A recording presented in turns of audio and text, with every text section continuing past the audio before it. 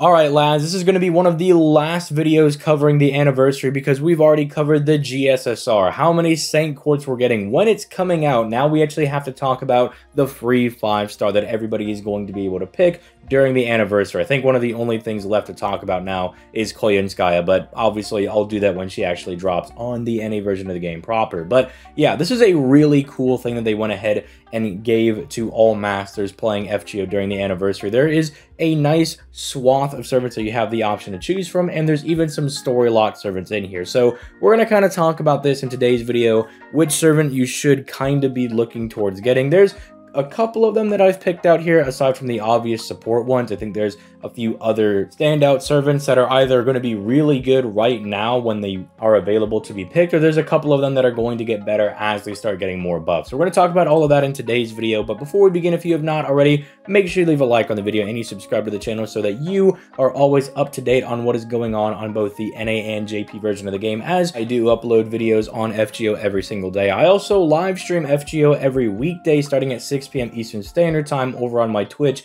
which is linked down in the description down below. You can find that down there. But with all that being said, let's start getting into the actual goodies for this video. Now, one of the main things I think you should treat this as, overall, more so than like a meta pick, if there is a specific servant that you have been wanting for a very, very long time, let's say that Drake is your absolute wifey character, or you really like Artoria, or someone that I was originally going to pick myself, Mordred, because I think her costume is an absolute banger. This is who I was going to originally pick myself, but then I got her randomly on a banner. But I think that's a fine way to actually look at this 5-star ticket. Well, the obvious standout answer is to, oh, go get Waver. You want to make sure you get Waver. This guy is so crazy because he gives you 50% to one person, 20% to the entire party. All of his buffs are very generic: crit damage, defense, damage cut, attack buff. His NP is also really good, being able to stun, lower everybody's charge. It's just a lot of really good stuff, and he is such a generic support. You could slap him into any team.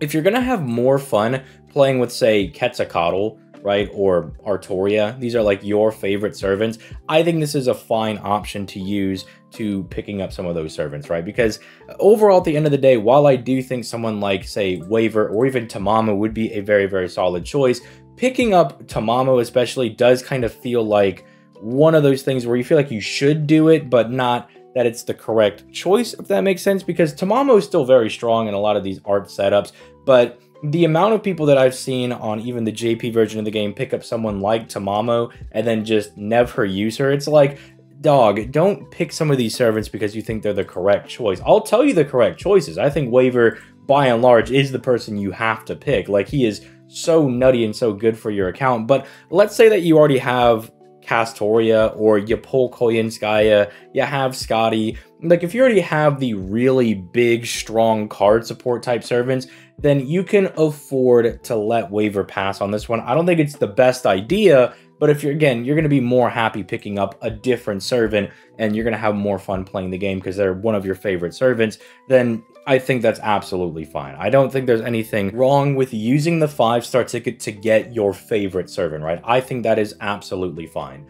But again, if you're coming here for more of the better options, then number one, you want to make sure that you lock down Waver. Just having a guy that, even if you're not going to break him out all that often, because let's be honest, you're probably going to go like double Castoria, double Koyenskaya, Castoria, Merlin kind of stall setup. Some of these other guys are probably going to be the supports that you're going to break out a lot more often. It's just nice to have someone like Waver, and even by extension someone like Reigns, who is not available here, but it's just nice to have those style of servants that are just good at giving you a lot of extra NP for things like Shengong or plug suiting, or even if you want to get real freaky with Miss Crane, you know, it's really good to just have someone like that in a similar capacity to where even having Tamamo, while I don't see a lot of people actually using her, it's nice to have her, right? Because she is very, very strong for your arts teams, being able to cut down on, say, your skill cooldown, giving you good arts buffs, giving you NP damage over here on her first skill, which is something that Castoria herself, nor Lady Avalon, when she comes out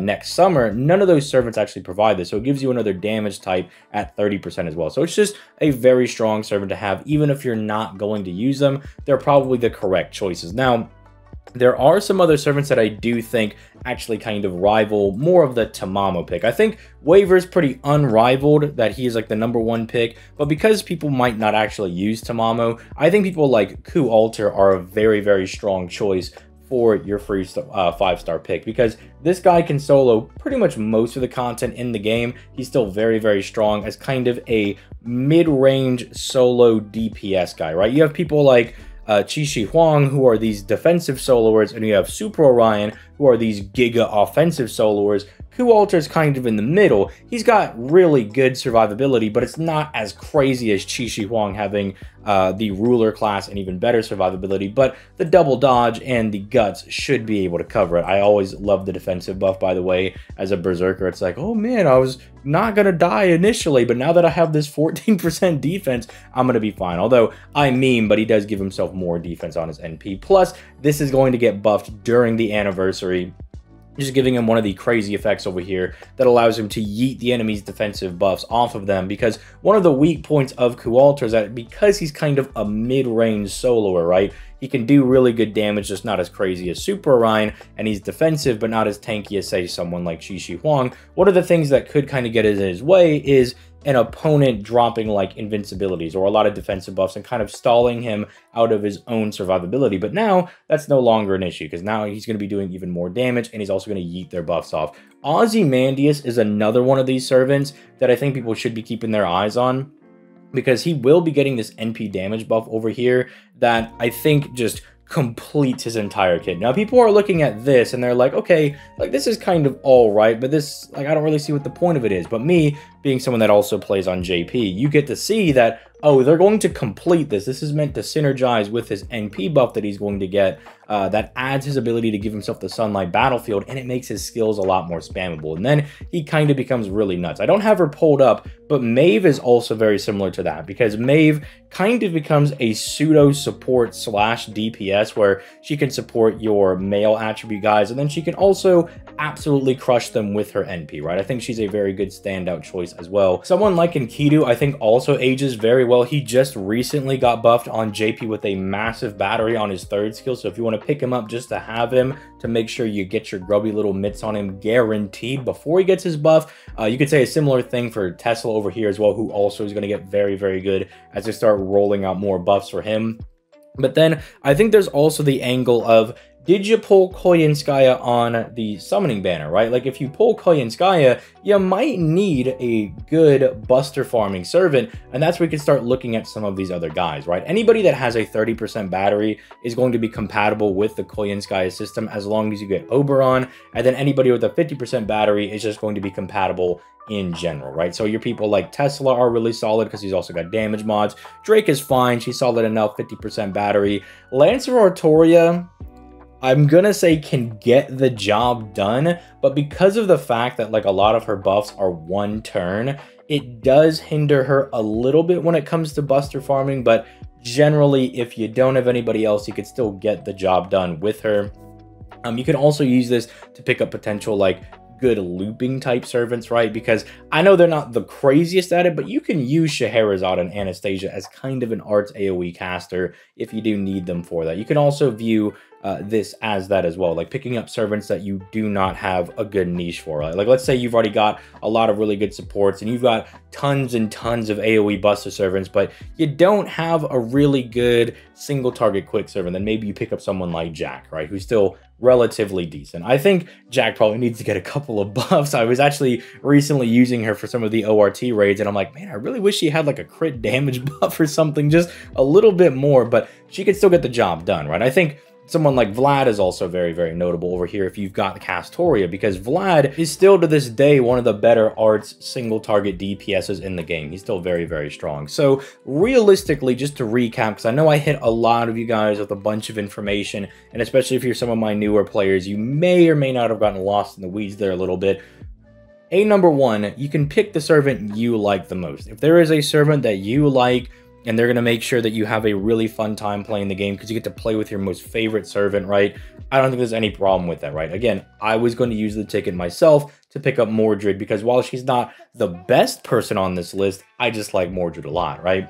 But then if you want to go for more of the meta thing, you pick up Waver, right? Like Waver is just going to be one of those good servants you can put on pretty much any team, and you'll feel a very good impact from being able to use him. He's not as good as some of the other supports, like, say, Castoria, Scotty, Koyunskaya, Merlin. He's not like those guys, but it doesn't have to be, right? He's kind of filling that niche of being just the generic support guy, the guy you could slap in any team comp, or you could just have as kind of this backup battery that you could give to one of your DPSs or one of your farmers, right? He's just kind of that guy that's in your corner. I think Tamamo is also one of these standout options to pick as well, because she is still very, very good in arts teams. I've made a couple of videos over the past couple of months talking about why she's still good, but I also understand that not a lot of people actually want to go out of their way to use Tamamo when it is so easy to use double Castoria, right? And it's going to be very easy to use Castoria plus Lady Avalon when she comes out during the summer. So Tamamo would be one of those servants that's like really, really good that you would probably never use, unfortunately. As much as we all like to acknowledge that she is really good, I just don't see a lot of people actually breaking around and using her. And then you kind of start breaking into, like, what do you need, right? If none of that is appealing to you, right? You're like, well, I don't really have a favorite servant here, and I've already got Waver, and I've already got Tamamo, or maybe just for whatever reason you don't want to pick either one of them. You don't have them, but you don't want to pick them. Then it's going to kind of start getting into, well, what do you need? Do you need a really good solo type servant? You've got Kualchi and you got a Vakidu that can kind of do that stuff for you real well.